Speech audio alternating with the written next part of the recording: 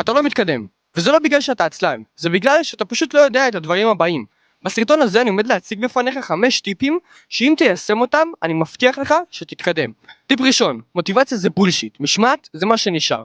אני רוצה שתחשוב על כל האנשים המצליחים שאתה מכיר. בוא ניקח לדוגמה אנשים שהשיגו גוף טוב. אתה חושב שהיה להם מוטיבציה להתאמן כל יום? אתה חושב שהיה להם מוטיבציה לאכול בריא כל יום? אז בוא נספר לך, לא היה להם מוטיבציה. מה שהיה להם זה משמעת. אני רוצה שתפתח את המשמעת שלך. ביום שאתה מרגיש מוטיבציה, תעשה פחות. ביום שאתה מרגיש חוסר מוטיבציה, תעשה יותר. תעשה דברים שלא בא לך לעשות.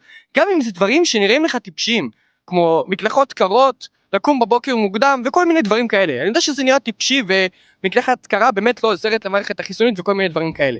אבל היא כן עוזרת לבנות משמעת. אז אני רוצה שתעשה את הדברים האלה, גם אם זה נראה לך טיפשי, באמת בשביל להצליח בעולם.